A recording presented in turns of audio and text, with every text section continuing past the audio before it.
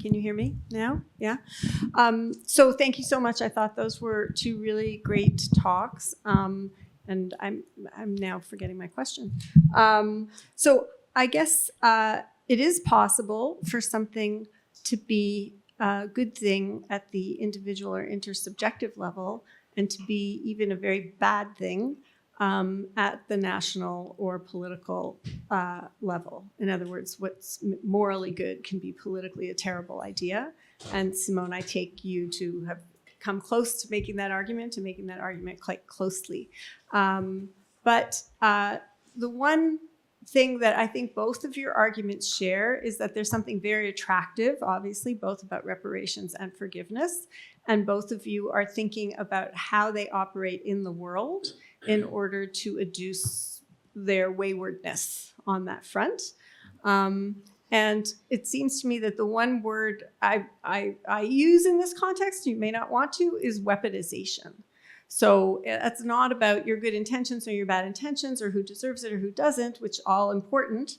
But anything in the world that's morally good can be weaponized for nefarious purposes. And so I'm just curious if we can think about reparations and forgiveness as both things that have a great deal of potential goodness, but have been in a racially stratified and white supremacist society, been weaponized against those who have every reason to want to use them, either as recipients of reparations or potentially as withholders of forgiveness for wrongs done to them. So I'm thinking here specifically of Maisha Cherry's argument that forgiveness is extracted from minorities. And that brings me to the Emmanuel Church example, which, that's one of her examples of an extracted forgiveness. Like, no sooner is horrific violence done than reporters, usually white reporters, are asking Black people, but can you forgive him? Like, within minutes. And for her, there's an egregious wrong in that. It's not just part of I don't mean to say just like, but simply part of the logic of forgiveness, but the history of its weaponization is what victims of violence are entered into. And they don't have the wherewithal to refuse it in a way in the aftermath. So anyway, those are my thoughts and questions for you. Sure. I'm so glad that you brought up Maisha Cherry's work, especially because although, Maisha's so critical of the weaponization of forgiveness, she also holds open the possibility that on, discovering the oppressive co-optation of the practice, we don't need to abandon it to core. It has a positive social function. It can be something that really helps communities dealing with serious problems. But there's a concerted attentiveness, in particular to these kind of shut up and forgive already phenomena that tend to arise, particularly in the American context, particularly with respect to racialized others. And so I think that certainly, in the background of my talk, there is this the deep worry is one about this weaponization and the potential of this practice for weaponization by nefarious forces. Obviously, it's capable of positive application as well, even cynical positive applications, right, by people who use it in the Nietzschean sense. So I don't want to discount that, but what I think that we should do is just make sure that we kind of demoralize it in the public sphere. And when I was thinking about the moral valence of forgiveness in public life, I realized that I couldn't really justify its moral valence in private life as well. So I can't really justify the valorization of individual acts of forgiveness, even though we do it.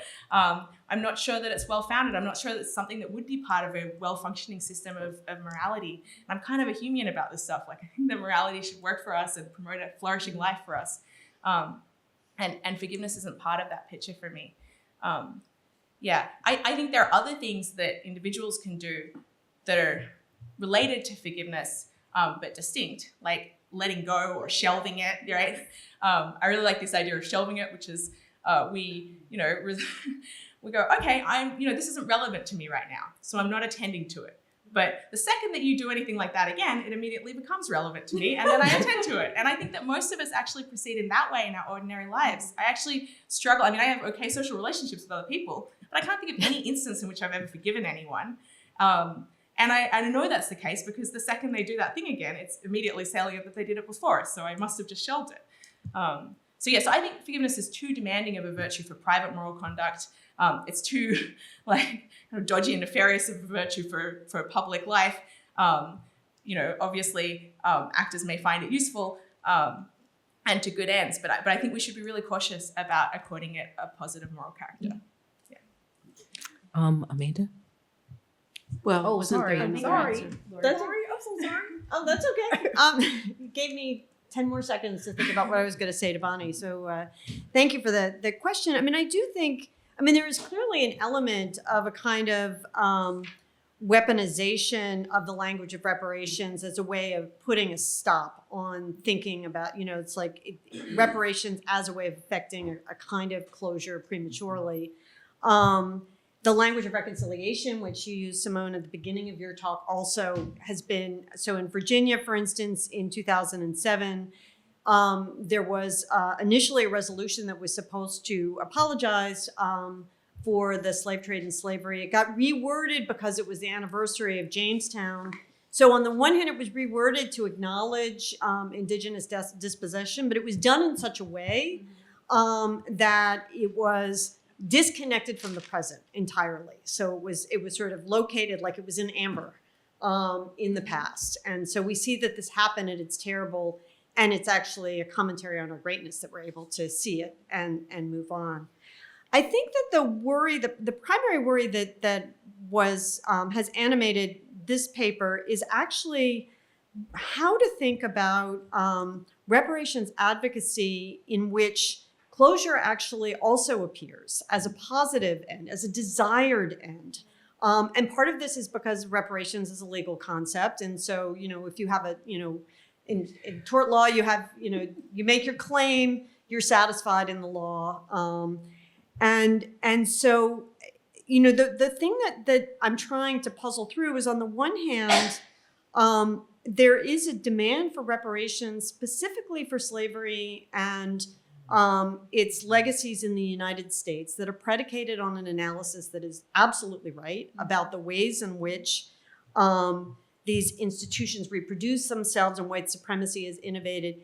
And I think that the cases is unarguable in some senses, that something is owed. Mm-hmm. But the problem is that it is often very much, first of all, the grounds of argument are predicated on this kind of celebratory account of what US democracy is. It's owed to citizens as citizens. And in fact, I was thinking yesterday when Tony was talking about birtherism, about ADOS, the movement for reparations for the descendants of slaves, and what gets left out of that picture. So they are owed. But that is also a way of completely eliding the operations of white supremacy that exceed their histories. And it often gets bound up. One of the things that Darity and Mullen talk about is, well, now we have the scientific wherewithal actually to trace genetically who is deserving of reparations. And so that then both, I think, reestablishes the U.S. as the site of the potential for a free existence, and minimizes all of the ways in which white power in the U.S. has had implications, has had planetary implications, and so that's what I'm trying to struggle with. And I have gotten pushback. For instance, there is, I think, a real I think there is a very powerful argument that says, wait a minute, you're saying, reparations has to cover everything somehow. And one of the things Taiwo says is, unconditional, cash transfers are a good thing, and I'm all for that. But when it gets bound up with a kind of reaffirmation of we the people, that I think it actually is quite dangerous. Okay, yeah. So my question for Simone, I thought that paper was just so fantastic. All I can say is bless you. So a couple of things. I mean, I think it's kind of important to acknowledge and distinguish between the kind of the shadow of religion or the presence of religion in certain forgiveness contexts. And then on the other hand, the therapeutic appropriation of the language of forgiveness. It's amazing to me how that has just been, transferred over to the therapeutic culture. And one kind of interesting, one comment on the religious side is just that, or something that comes from the religious side is just another kind of feature of the forgiveness discourse that drives me crazy is the aggrandizement. Think of the Lord's Prayer. It's like you're forgiving as, the Lord forgives you. It just seems like a bizarre aggrandizement of agency. And for that reason, also repellent to me. Anyway, okay. And on the therapeutic side, there's a, increasing claim, and it just saturates the therapeutic culture, that forgiveness is not for the person you're forgiving. And in fact, you don't even have to tell them. It's just for you. But keep coming back for sessions and we'll get you there. And that's really fucked up and profoundly gendered typically. So I would say, words that I think, you say shelved, let go, acceptance, like that doesn't have to do with anybody. You know what I mean? It doesn't have to be this right gift or whatever, pardon or whatever the fuck. And the other thing I think in terms of I do think it's really important to call out the religious language, so repentance. I think what a lot of people, another word is acknowledgement, and acknowledgement is something that I think is good and could be, desired by the person wronged. But again, it doesn't have to have anything to do with forgiveness. But anyway, love it. Yeah. That's fantastically helpful. And I don't have anything to say except whenever I think about the Lord's Prayer, I agree with the general point about aggrandizement, but I always think that it's so shabby because in context, it's just a quid pro quo. You do this and then you get that. And it's just divine salvation is predicated on, I don't know. It just, that's great. Yeah. I hadn't thought of that. Yeah. But I love the point about the therapeutic appropriation of the language of forgiveness. And it shows how mutable the concept is, how it's constantly in motion, how difficult theorizing it is because you have to keep up. It's moving too fast in a way, but I think that's really helpful. And so much of the psychological literature on forgiveness kind of takes these really minimal therapeutic conceptions where it's you hold yourself to a forgiveness but haven't actually done anything as paradigmatic. So that's absolutely right. And I love the point about acceptance. I love the point about acknowledgement versus repentance. That's really helpful too. So thank you. Yeah, sure. In the therapeutic context, it's also forgiving yourself. Right. Yeah. Which is paradoxical, but anyway, yeah. Tal.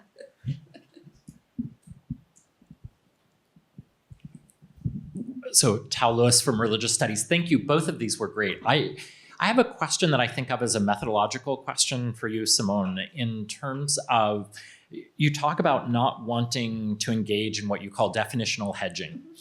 And it struck me as surprising, particularly in the context of talking about virtues, in that when I think about a lot of classic histories articulating and defining virtues, it's all about, central to that is identifying semblances of virtue, perhaps counterfeit virtues.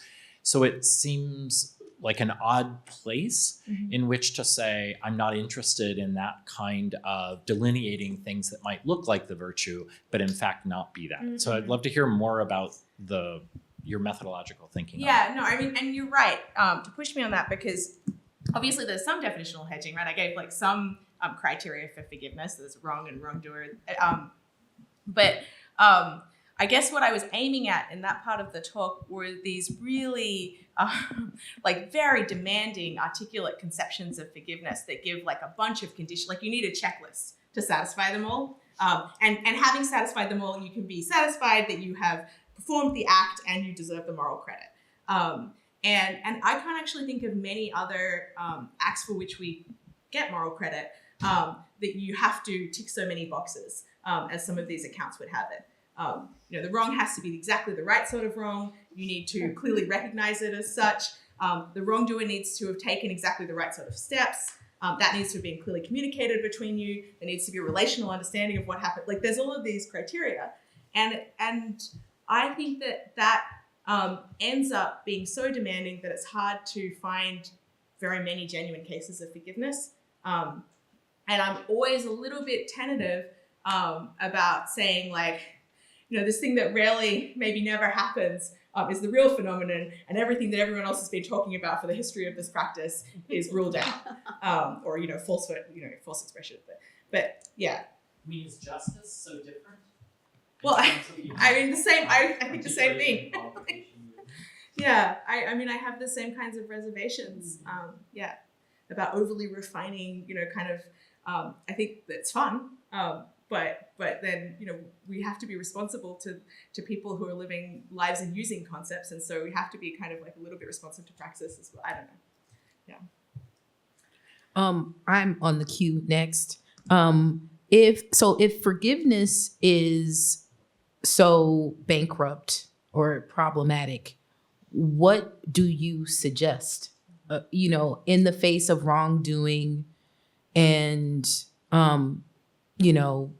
if someone wants to make amends or they want to do something about the wrong, and you want to repair the relation, what's a better way to think about what that road looks like? That's a great question. So I'll start by saying I don't think there's any necessary relationship between apology and forgiveness. So I think apologies should always be on the table when you've wronged someone. But I think that the onus is on the wrongdoer to do the kind of like the bulk of repairing the relationship, and then the wronged party, has an option on not accepting their overtures because they've been wronged. So I think things like apologies, reparations. I'm a big fan of like anything on the more material end of the spectrum when you've wronged someone. Those are all things that morality could demand of us that wouldn't cause the kind of worries that I have about the practice of forgiveness. And then on the other side, things like letting go, shelving it, accepting it, joining mutual acknowledgement, those kinds of things could be grounds for relational repair. Great, thank you. Yeah. Oh, I think Amanda's comments covered what I wanted to say. Carol.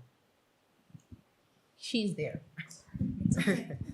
Hi, my question's for Lawrie. I really love the idea in your talk about reparations as a poetic utterance.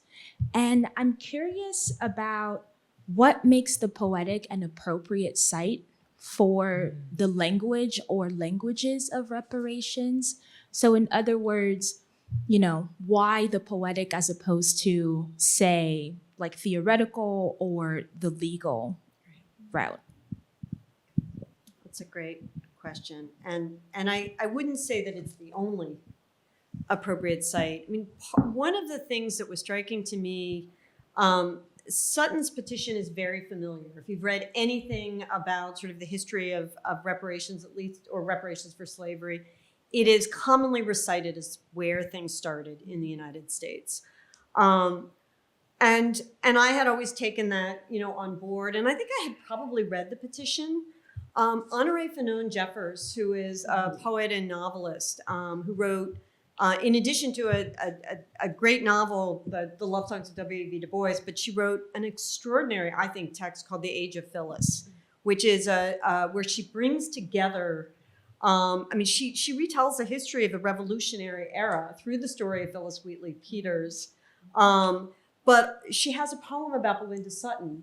she sent me back to the petition, and I realized how much I had not seen, and the degree to which the petition is bound up with an account of the relations that she had before she was captured, an account of her own gods, and the ways in which, so there was a way in which Jeffers' poem enabled me to see the literary creation of the petition itself. And I should say, Sutton probably did not write it. They think Prince Hall was probably the author. I mean, she signed it with an X.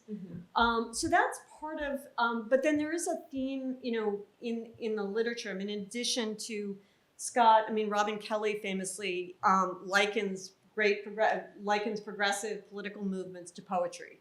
And says that they transport us, they both name the horror of the place where we are and transport us to another place.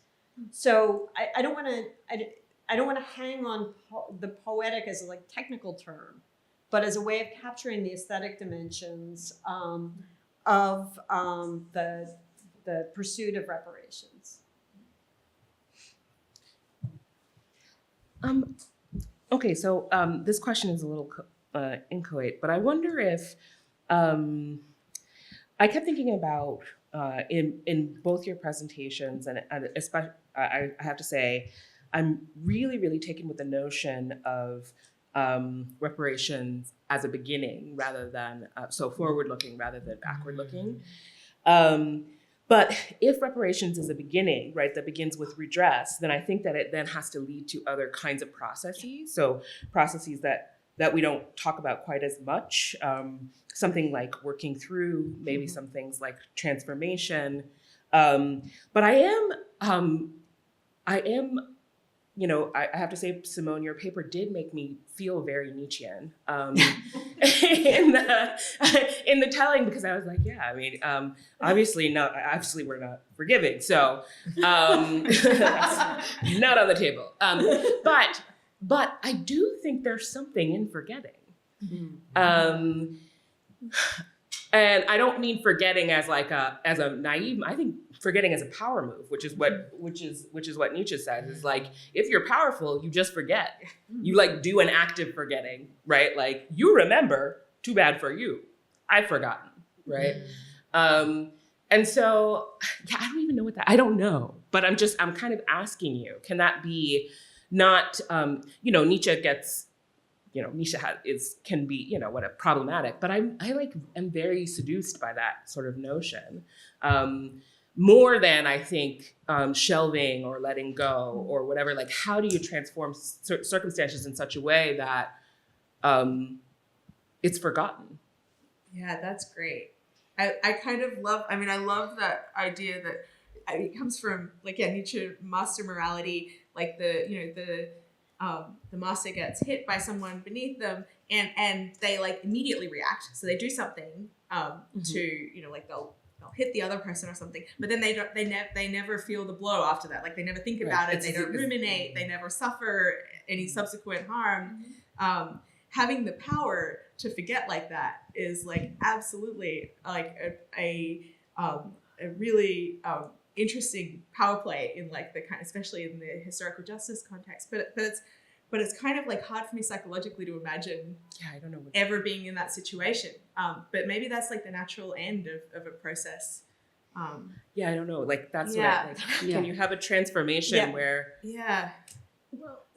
Well, I think, but to go back to your original point, Eva, about the beginning, I think is really crucial. And I had two thoughts. One actually doesn't get to the point about Nietzsche, but I want to come back to that. And that is also one thing I didn't say is that there is, I think, and I see this, for instance, in the reparations toolkit, an idea of reparations as proliferative. So as opposed to a single program of one kind or another, but something that that can appear in multiple guises in multiple places, and is both connected to material change but not reducible to it. But I think I want to resist the Nietzschean move, mostly because I think the question is what's being forgotten. So, it may not quite map on if we think about if we think about the history, the ways in which white supremacy operates, often, the history of the good, the biography of somebody's life, a community's life, is bound up with the bad. So, how do you remember, for example, sort of community in a context of enslavement and forget do you see what I mean? So the wrong gets put in its place in a different way, which is to say that it is part of the story, but it's not the entirety of the story.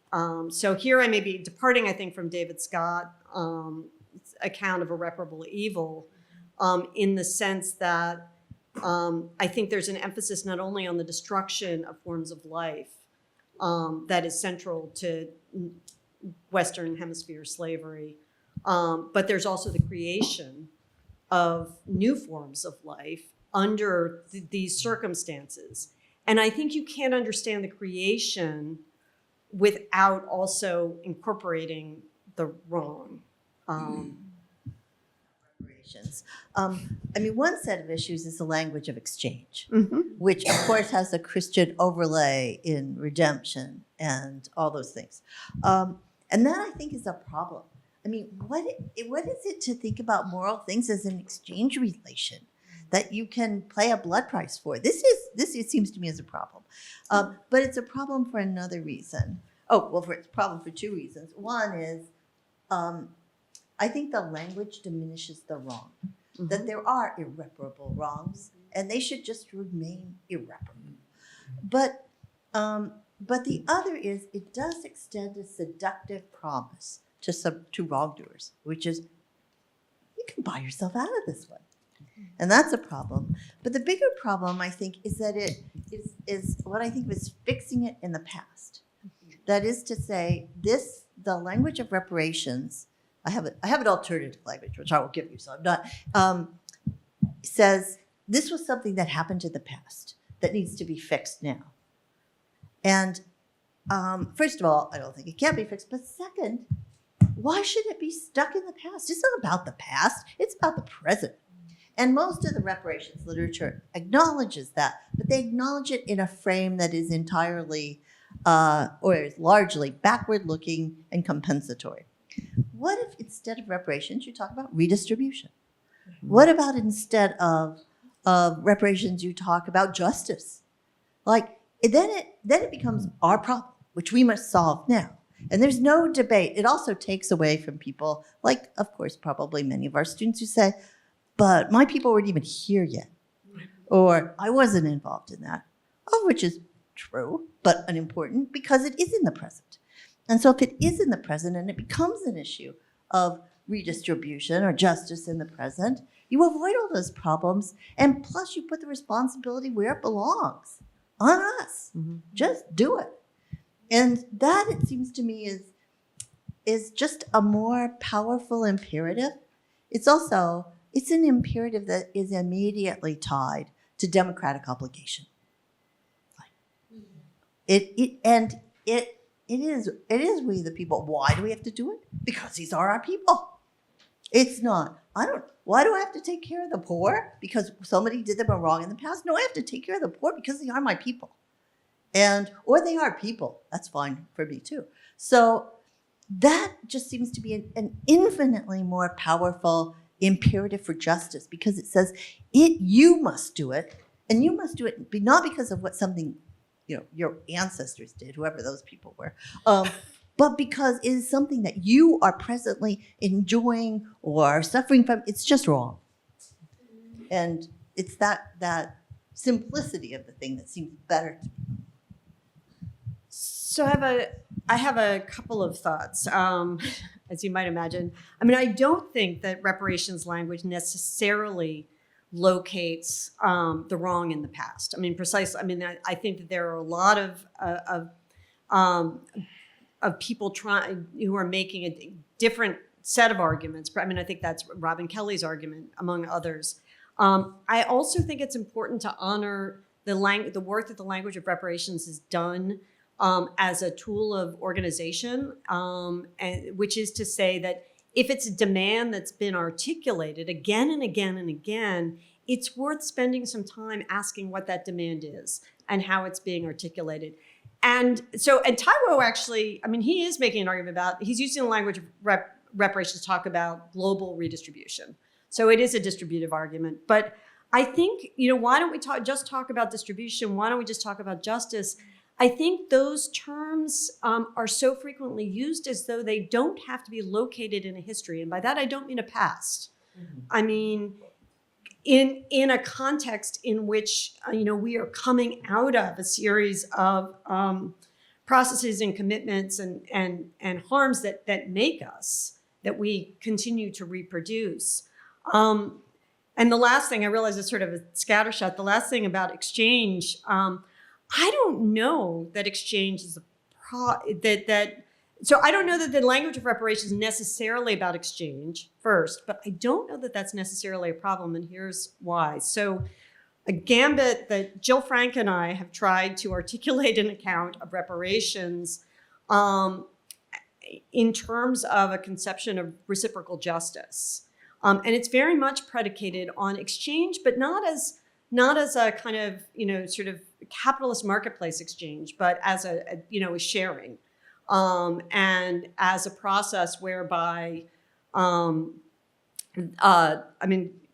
it's with Jill, we talk about a great deal about Aristotle, but where justice in this case is really, it is the creation of a community is translated as equals and sharers through practices of exchange.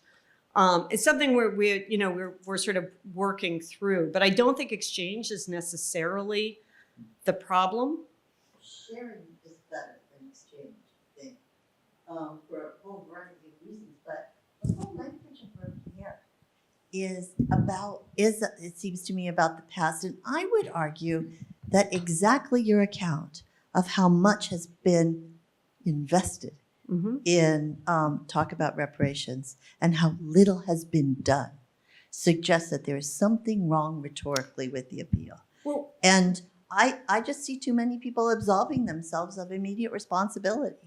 Part of what's interesting is how little has been done at the level of the nation, but actually there's a great deal that's being done by institutions at local levels, and increasingly it hasn't happened, but there's certainly a lot of conversation about transnational, excuse me? There's a lot of promises. No, not just promises. All right.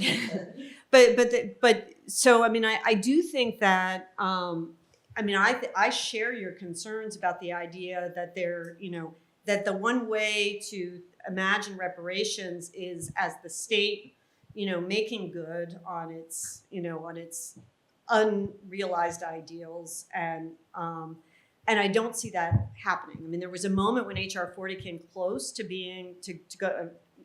But it's interesting, it did not go to the House floor at a time when Democrats had Congress and the White House. So what does that tell us? It passed out of committee. But I think that it's happening on a whole lot of other levels. I also think it's a language of demand making that's really potentially very, very powerful, because it insists not on the past, but it insists on history. It insists that if we are going to have any kind of democratic, sort of transformative democratic politics, it has to be rooted in the history that it comes out of. Just in case we're feeling, 2 fingers.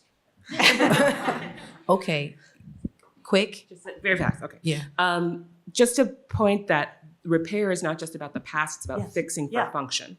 Well, and actually, Sheila Mbembe tells this amazing story about sort of what it means to have, how you keep a car going, for instance, when you don't have access to new parts, and the continual. So this is Juliet's, what do you make from the, salvaging from the wreckage. So it's not, as she puts it, not to repair the ship, but to make something new from the wreckage. And Chris Manjapra uses actually very similar language as well in Black Ghost of Empire.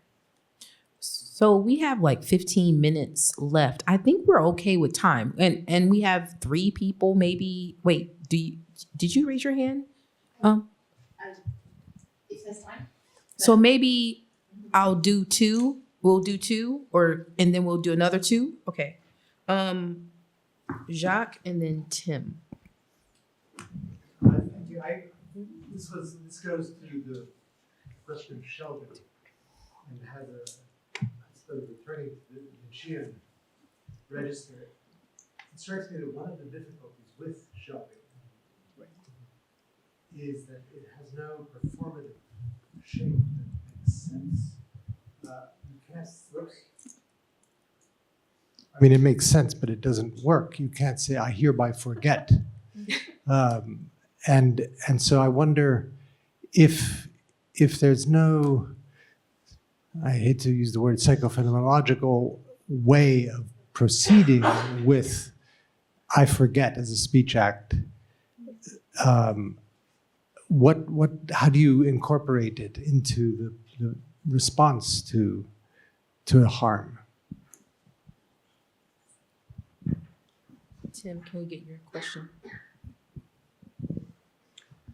Okay, thanks. I wanted to bring us back to the theme of the conference, the ends of democracy, and ask you to comment a little bit more, both of you, on in a way, the relevance of these two concepts for that theme. We have a moral pauper in the White House. Actually, we have two moral paupers in the White House. One of them yesterday, in an infantile way, berated the president of Ukraine for not thanking the United States for its support, thanking, apology, asking for forgiveness. I mean, these are all speech acts that have a very questionable status within the political sphere. I mean, Arendt, let's bring in Arendt again. Arendt is, I mean, certainly in her readings of Kant's Perpetual Peace essay, she's, forensic about the appropriateness of such, or the inappropriateness of, or the, let's say, the fact that the political sphere cannot accommodate the language of goodness, the language of inner, sincerity. She's contemptuous of the language of inner emigration. I was always against the Nazi regime in my heart. So I guess I just want to ask you to sort of, say a bit more about why these terms, particularly in the Arendtian framework, in the context of the problem of the threats to democracy and therefore the threats to the political sphere that we're currently what work can forgiveness, what work can reparations do? We've talking about weaponization. Reparations is being weaponized right now. The reparation that the white American whites need to have reparations for the harm done to them by DEI programs. This has been explicitly brought out by Trump recently. So that's my question. So just with respect to the point about, so I agree that I haven't given you account of how forgiveness can restore struggling and conflict-driven demos. I think that any forgiveness worth its salt that that we should want to pursue in that context should be a demoralized one. I think that Arendt would agree with me, even though as you point out, because of the comments in Perpetual Peace, even though in the context of the human condition where she talks about forgiveness, she does it in a religious framing. She references Jesus, although then talks about his excellence as a moral philosopher. So certainly morality is part of the picture there, maybe latently, but I think that we can imagine a kind of purely amoral Arendtian political forgiveness that opens up new spaces of possibility for societies that are dealing with serious conflict. But I don't know what that looks like. I just want to reduce the potential harmfulness of the concept of forgiveness if it's invoked. For Jacques' point about shelving not having a performative shape, I take the point. Although I think that maybe it could. So I think that, I think that the thing about shelving it that's nice is that it doesn't necessarily have to be a volitional act. It could very well be a volitional act, but it could be a non-volitional act. And I think that often when we deal with wrongdoing, it is in this kind of non-volitional way. We just wake up and we realize that we don't particularly care about that thing anymore. It's not that we have forgiven the wrongdoer. It's not that if we dwelt on it, it wouldn't then cause resentment. It's just that, there are other things in the world that demand our attention. And so shelving it can speak to that phenomenon. But it can also be the thing that we invoke when someone apologizes to us and you say, I accept your apology. I don't forgive you. But this isn't relevant to me at the moment, so I'm happy to pursue our relationship. If you do it again, it will be immediately relevant to me that you did this before. So I think we can kind of imagine utterances that capture the significance of the achievement. But I don't know. Yeah. Did you want to speak? I guess, just briefly, one thing I have not said, but I think, had I known, maybe I would have said a little bit more about one of the very prominent arguments, legal academic arguments for reparations by Roy Brooks focuses entirely on atonement and forgiveness. And it's deeply troubling for a lot of the reasons that Simone suggests. I think I'd want to go back.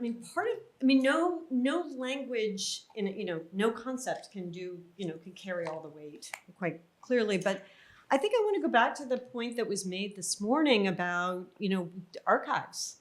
And if you look at the history of Black political thought and practice, reparations appears often, again and again. And I think that it deserves to be taken seriously in those terms, and that's and I think there's an opportunity to ask about to what extent does that project an idea of an alternative future. I think we're in a great position. We have about 8 more minutes. So Addie and then Amy.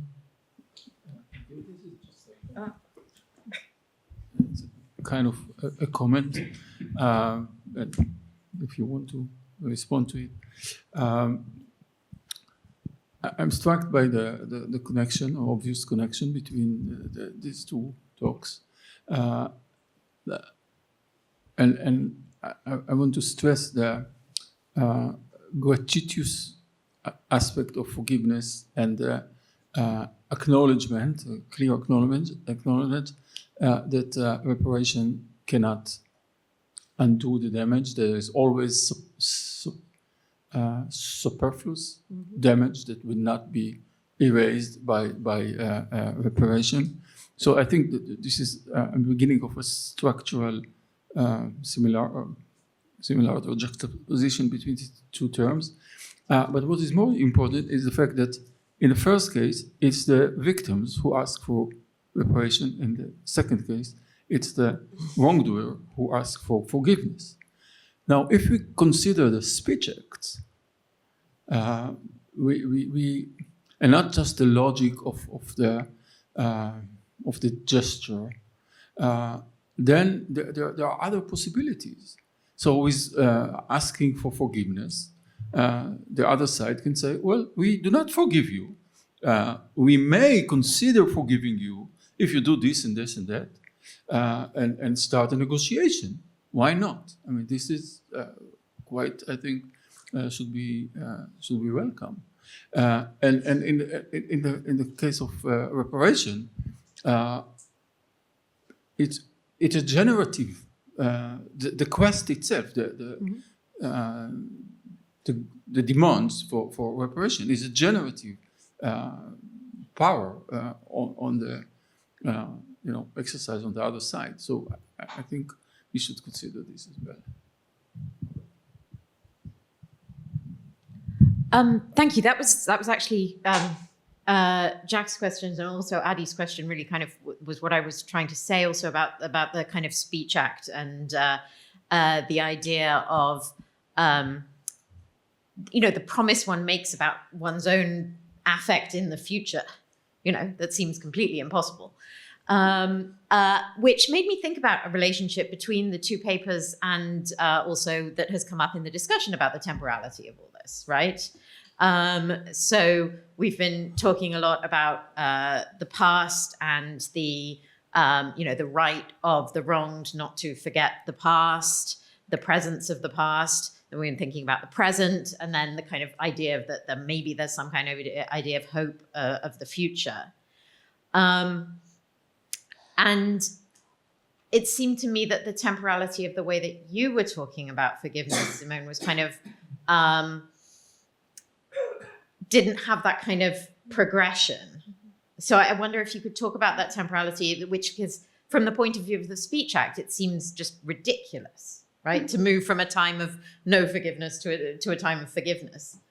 But I mean, can there be a temporality to it? I mean, what Adi was saying, that you could use it as an entering into a negotiation. Mm-hmm. I don't think that's a negotiation about forgiveness. It's a negotiation about, because I can't bind myself never to feel bad in the future, but I can bind myself to, I don't know, be here at 12 p.m. tomorrow.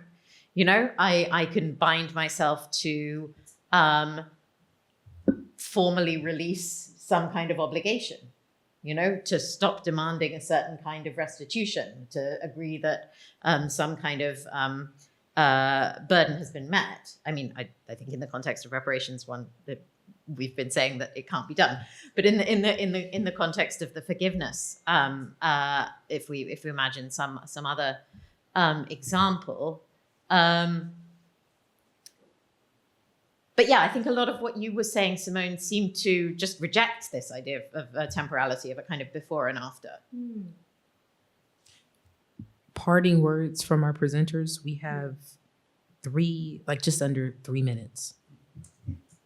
I think that's tremendously helpful. I mean, part of the problem is that the conception of forgiveness that I was working with, holds forgiveness to be this categorical achievement. And so in a way, it's like, it only transforms the world, but the world is not as it was before, so it's magic. But it changes the past as well. Yeah, it changes the past as well as the future, or it changes that valuation of the past in some important way. The stories we tell about the past have to change. It's very strange.